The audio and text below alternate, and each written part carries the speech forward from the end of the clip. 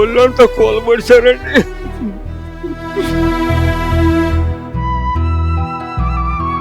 అనుమానం అంటే వస్తున్నారు పోతున్నారండి. అనుమానం రావటానికి అన్నయ్య తమ్ముడు అనుకుంటుంటే ఏం అనుమానం వచ్చిందండి దుర్మార్గులు. పాయసంలో విషం కలిపి పెట్టిందంట. వాళ్ళకి 7 నెలల నుంచి గొడవలు ఉండయండి. వస్తుంది ఒక నెల ఏడుంటుంది, ఒక నెల ఆడుంటుంది. వీళ్ళలో కలిపి పాయసంలో పెట్టాను, ఉక్కు మూసాను, దిండేసానని చెప్పిందండి. ఆయన గుండెల మీద గుక్కుని గుద్దానని చూద్దాం. భర్తల ప్రాణాలకు రక్షణ కరువైంది. గత 2-3 సంవత్సరాలుగా అక్రమ సంబంధాలకు అలవాటు పడిన భార్యలు భర్తలను చంపుతున్న ఉదంతాలు ఎన్నో వెలుగు చూస్తూ ఉన్నాం.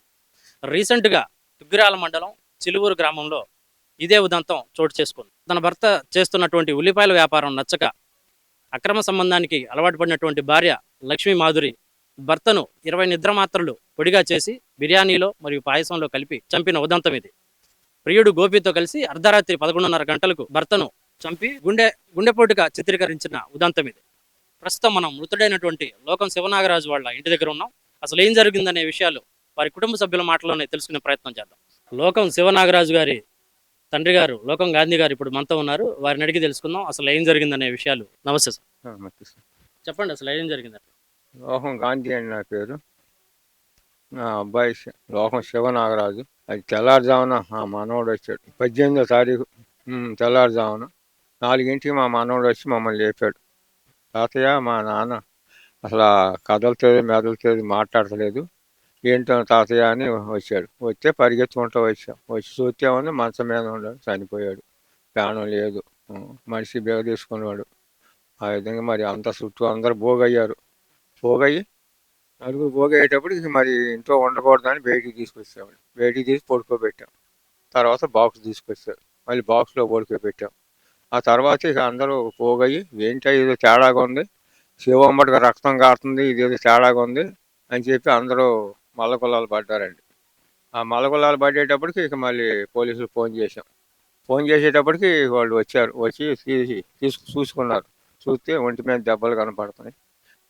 మరి ఏంటి మీ సంగతి ఏంటి చెప్పమన్నారు.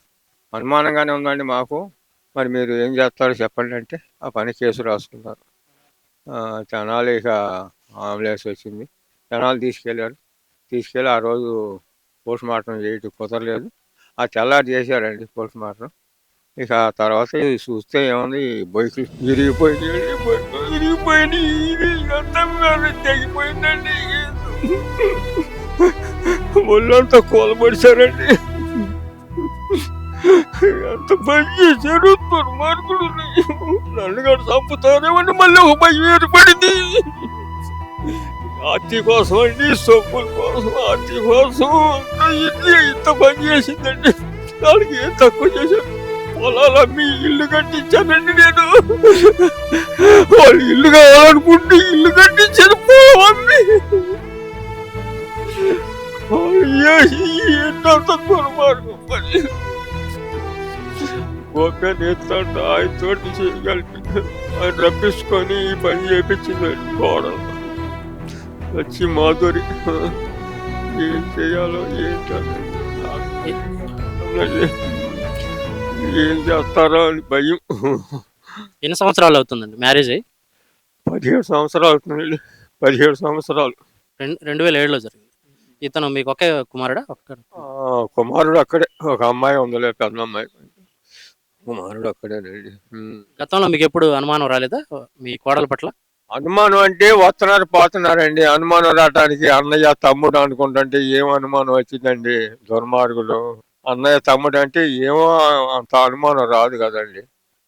అనుమానం లేకుండా ఆ విధంగా చేసుకొచ్చారు. పోలీసులు పోస్ట్ మార్టంలో ఏం తెలిసారు? పోస్ట్ మార్టంలో ఇవన్నీ దెబ్బతిన్నాయి, కొట్టిన దెబ్బలు ఇవి. దిండు ముక్కులు నోటి దిండేసి వచ్చేసి పైన ఏం పెట్టి కొట్టారు, మొత్తం బైకులు సీట్ల పైన. ఈ గుండె ఏదో ఇక్కడ ఏదో వాల్ ఏదో తెగిపోయింది అన్నారు. ఆ పోలీస్ స్టేషన్లో అవన్నీ చేసుకున్నారు. పోలీస్ స్టేషన్లో తనే ఒప్పుకుందండి? ఒప్పుకుంది, ఇవన్నీ స్టేషన్ ఇవన్నీ ఒప్పుకుందండి. అది ఏంటి మీరేం కోరుకుంటున్నారు?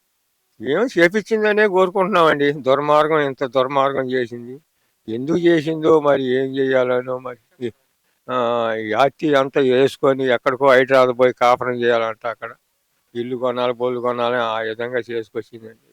ఉమ్. ఏమో దానికి ఏదో ఒకటి మరి మీరే చూడాల్సిందని మార్గం. మీరు ఏదో ఆ శక్తి ఏమి వేస్తారో మరి. ఆ కొడుకు లేకుండా చేసి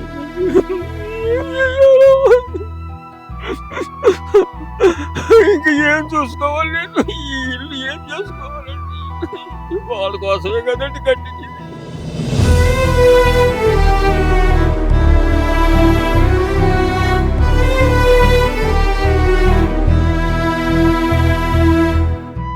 నాకు భయంగా ఉంటుందండి, ఏం చేపించిద్దో అని ఒక భయం. ఇక్కడికి వస్తే ప్రమాదమేనండి, ఇక్కడికి వచ్చిందంటే. చూశారు కదా, ఇది పరిస్థితి. అక్రమ సంబంధానికి అలవాటు పడిన తమ కోడలు తమ కుమారుణ్ణి 20 నిద్ర మాత్రలు ఈ నెల 18వ తారీఖు రాత్రి బిర్యానీలో కలిపి తినిపించి తన ప్రియుడు గోపికి రాత్రి 11:30 గంటల సమయంలో కాల్ చేసి రప్పించి తన ప్రియుడు గోపి మరియు లక్ష్మీ మాధురిలు కలిసి తన భర్తను చంపిన ఉదంతం ఇది. ఇందులో మరణించిన నాగరాజు గారి తండ్రి దీనగాథ ఈ విధంగా ఉంది. మరియు ఇక్కడ పరిసర ప్రాంత ప్రజల్ని అడిగి తెలుసుకుందాం. సంగతి పుష్పావతినండి. అది మాధురి వాళ్ళ ఇంటి పక్కన ఉంటానండి. పెద్దమ్మ అని ఉంటుందండి. అవసరమైతేనే వచ్చింది కానీ లేకపోతే రాదండి ఆమె. ఆ రేత్రి ఆదివారం రేత్రి జరిగిందండి. పలవాలో పాయసంలో విషం కలిపి పెట్టిందంట. వాళ్ళకి 7 నెలల నుంచి గొడవలు ఉండయండి. వస్తుందో ఒక నెల ఏడుంటుందో ఒక నెల ఆడుంటుందండి. వచ్చి మళ్ళీ నమ్మకంగా బాగానే ఉంటున్నారు. ఈ పండగ కాడి నుంచి బాగుంటున్నారులే అనుకున్నాం మేము. ఒక్కోసారి బజార్ని పడేది వెళ్ళిపోతానని, ఆడేమో వెంపడి పడేవాడు. మేము అటు పడకూడదు అయ్యా అని చెప్పేవాళ్ళం. తర్వాత మళ్ళీ నమ్మకంగా ఉంటుందిలే బాగుంటారు అనుకున్నాము. ఆదివారం సాయంత్రం ఈ పని చేసిందండి. చేసినాక తెలవనట్టు మా దగ్గరికి వచ్చి పెద్దమ్మ అని లేపి నాగరాజు కదలటం లేదు రండి అంది. మాకేం తెలుసు, మామూలుగా ఉండారని వెళ్ళిపోయామండి. వెళ్ళి చూస్తే నీళ్ళకిపోయాడు. వాళ్ళ నాన్న వాళ్ళకి చెప్పానండి. వెళ్ళి చేస్తే లేచి వచ్చారు. మాకు తెలియదుగా నలుగురం కలిసి బయటకు పట్టుకొచ్చాం. ఇక పడుకున్నాక మేము అప్పుడు అనుమానించాల. తర్వాత తెల్లారి వాళ్ళ ఫ్రెండ్ని చూసి ఇది అల్లే ఉందని రక్తం చూశారు, కుడి చెవులో రక్తం చూసి ఇక కేసు పెడదామని నిర్ణయించుకుని కేసు పెట్టారండి. కేసు పెట్టి బాడీని తీసుకెళ్లారు. తీసుకెళ్ళినాక వాళ్ళ అమ్మ కూడా వాళ్ళ నాయనమ్మ కూడా ఇంకేం చేస్తారు మీరు, నేను 100 మంది దగ్గర బొడుగు పెడతానని ఛాలెంజ్ చేసిందండి కేసులో. మరి అది రాపోతే మీ అందరిని పట్టిస్తానందండి వాళ్ళ అమ్మమ్మ కూడా. మేము తర్వాత తేలిద్దులేని మేము మెలకుండా ఊరుకున్నాం. ఇక అప్పుడు తెల్లారి పోస్ట్ మార్చి వచ్చినాక తేలింది. మందు బిళ్ళలు కలిపి పాయసంలో పెట్టాను, ముక్కు మూసాను, దిండేసానని చెప్పిందండి. ఆయన గుండెల మీద కూకుని గుద్దానని చెబుతున్నాను. ఈ రిపోర్ట్ ఎట్ట వచ్చింది. ఎట్లా ఉండేవాళ్ళండి పెళ్ళైన తర్వాత భార్యాభర్తలు ఏ విధంగా ఉండేవాళ్ళు? అట్లాగనే బాగుంటున్నాను అనుకున్నాం. మాకు ఆ ఇంటికి దూరం కదా, అట్లానే ఏదో కొంతకాలం బాగుండారు. ఈ మధ్యలో కొంచెం కేసులు అటు వచ్చింది. అతను తీసుకెళ్ళి హైదరాబాద్లో పెట్టిస్తుంది. అతను గోపి అంట ఎవడు, అతను కారు ట్రావెల్ ఏదో నడుపుతాడంట హైదరాబాద్లో. ఆయన తీసుకే ఉద్యోగం ఆడగుండు కానీ చెప్పి నువ్వు ఇక్కడేం సంపాదిస్తావు, మాకు చాలు ఆస్తి చాలదు, నాకు వచ్చేది జీతం చాలు, మేము ఎట్ట బతకాలి, మమ్మల్ని ఎట్ట బతికేస్తావు అని అక్కడికి వెళ్ళు, అక్కడే ఇదైతే జీతం మీద మేము ఇదవుతాం, మేము సంపాదించుకుంటే మాకు మా పిల్లల్ని బతికించగలదు, అట్టయితేనే మా ఇదైద్ది అని చెప్పి రావటం పోవటం. నేను ఆడకు పోలేను, ఇదని జీతం చాలదని. అతను అన్న కాదు ఆడే ఉండాలి, ఆడుంటేనే ఇదైద్ది, లేకపోతే నేను వెళ్ళిపోతాను పుట్టింటికి అని. కాదులేమో అట్ట కూడా ఇదయ్యి బతిని ఆడుకొని సరే ఉండు నేను వెళ్తాను. కొన్నాళ్ళు నోడిదలు కొంచెం డౌట్ వేసింది వాడికి. ఆ గోపి అనేవాడు ఆడుండట్టుండి ఆ 2 రోజులు 3 రోజులు ఇక్కడ గడిపేవాడంట. ఏడు నుంచి మరి ఆడికి వెళ్ళాడు అని డౌట్ వచ్చింది వాడికి. మళ్ళీ వచ్చిన 2వ రోజు 3వ రోజు ఎంక్వైరీ చేస్తే చిలుగురు వచ్చాడని అని అన్నారంట. సరే అట్టయితే ఉందని నాకు ఈ జీతం చాలదని వచ్చేసి మళ్ళీ ఉల్లిపాయల వ్యాపారం చేసుకుంటున్నాడు. ఉల్లిపాయల వ్యాపారం చేసుకుంటే సాడట్లేదు అది ఇదని కేసులు ఆడుకుంటా పోట్లాడుకుంటూ ఇది చేసుకుంటా 15 రోజులు, ఒక 3 రోజులు ఎటు ఉంటుంది, 15 రోజులు పుట్టింటి కాడ ఉంటుంది. ఏందమ్మా ఏంటంటే ఈడు కూడా ఏమనడు. పెద్ద పిల్లడిని ఈ వ్యాపారం చేసుకుంటా, పెద్ద పిల్లల్ని స్కూల్ పంపించుకుంటా, అన్నం కూర వండుకుంటా ఆడికి పెట్టుకుంటా అని పంపించేసిన తర్వాత వ్యాపారంకి వెళ్ళేవాడు. ఊళ్ళోనే ఆటో పెట్టుకొని అమ్ముకోవటం ఇది చేసుకునేవాడు. అట్లాంటి వాడు 18వ తారీఖున తెల్లవారుజామున ఇంట్లోనే బిర్యానీ అది వండి పెట్టిందంట సందకాడే. రోజు అట్లా చేసేది కాదు, సందకాడే పెట్టి 20 మత్తు మాత్రలు వేసిందంట. ఆ మాత్రలు వేసి బిర్యానీలు కలిపి పొడుం చేసేసి దాంట్లో పెట్టిందంట. అది సంగతి తర్వాత తెలిసింది. తెల్లవారుజామున ఏంది సంగతి మా అన్నయ్య గారి మనవడు వచ్చేసి తాతయ్య నాన్న డాడీ లేకపోవట్లేదు, మరి అటు ఇటు కదలట్లేదు అని అన్నాడు. అప్పుడు ఆవిడకి లేపి తల్లి పంపించిందంట. సరే పక్కింటికి వచ్చేసి మా చెల్లెలు అయితే పక్కమ్మట పుష్పావతి అని అంగత పుష్పావతి అని అమ్మాయిని అన్నయ్య నాగరాజు కదలట్లేదు అది ఇది అని చెప్పి ఈ అమ్మాయి వచ్చి చెప్పిందంట, పిన్ని ఇట్లా నాగరాజు కదలట్లేదు ఇది అవ్వట్లేదు, రండి ఒకరోజు చూద్దు కానీ అన్నారు.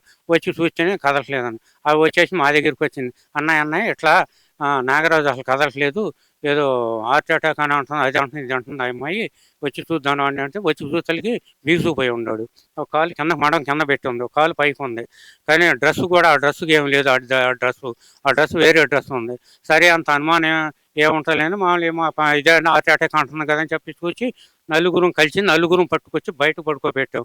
బయట పడుకోబెట్టిన తర్వాత చూసి కాసేపు ఉన్న తర్వాత తెల్లవారిన తర్వాత మన బాక్సు తెచ్చారు. ఆ బాక్స్ తెచ్చి బాక్సులో నలుగురు కలిపి పట్టుకొని పైన పట్టుకోబెట్టాం.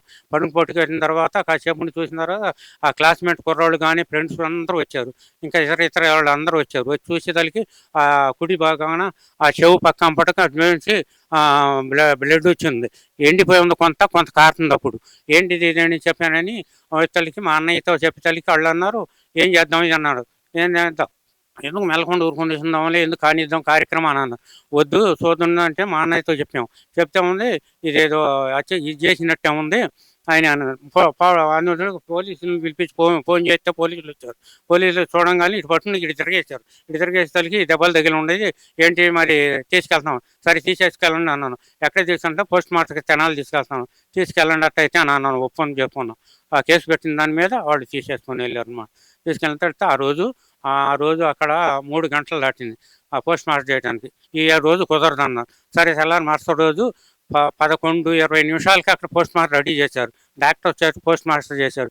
చూసేతలకి దాంట్లో అప్పటికే సైట్ చేసుకొని ఇది అయింది. అందుట్లో ఇవన్నీ ఇరిగిపోయినాయి, అంతా తొక్కారంట. దాంట్లో ఈ ఎస్ఐ గారి దగ్గర ఒప్పుకుందంట పోలీసు. తీసుకెళ్ళి పట్టుకొని దుగ్గిరాల పోలీస్ స్టేషన్లో పెడితే మేము కొట్టాము, దిండు పెట్టి నొక్కాను, ఆయనేమో మోకాళ్ళతో గుండెల మీద తొక్కాడు, ఇటుకి రాయిపోతే ఇటు కొట్టాడు, ఇవన్నీ బాడీ అంతా దెబ్బతినిపోయింది అని ఆయనే చేశాడు, ఆయన వద్దన్నాడు నేను ఏదో చెప్పిందంట. సరే కంపట వచ్చేసిన తర్వాత దీని రిపోర్టు ప్రకారం మా అనుమానం ఏంటంటే ఇట్లా చేసి రవి అనే గోపి అనేవాడును వీళ్ళిద్దరు కలిసి చంపారు అనేది మా ఇది వచ్చేసింది ఆలోచన. అది వాళ్ళు చెప్పిన దాన్ని బట్టి. తన అక్రమ సంబంధానికి అడ్డుగా ఉన్నాడని భర్తని హత్య చేసిన ఉదంతం ఇది. మరో 10 నిమిషాలు ఎవరు గమనించకుండా ఉన్నట్లయితే అంత్యక్రియలు, దహన సంస్కారాలని పూర్తయ్యే పరిస్థితి. కానీ ఇంతలో వాళ్ళ స్నేహితులు వచ్చి తన కుడి చెవి నుంచి రక్తం కారడాన్ని గమనించి అనుమానాస్పదంగా ఉందనే ఉద్దేశంతో పోలీసులు కంప్లైంట్ ఇవ్వడంతో ఈ ఉదంతం వెలుగు చూసింది. కెమెరామెన్ కిరణ్తో భాష, సుమ టీవీ, గుంటూరు.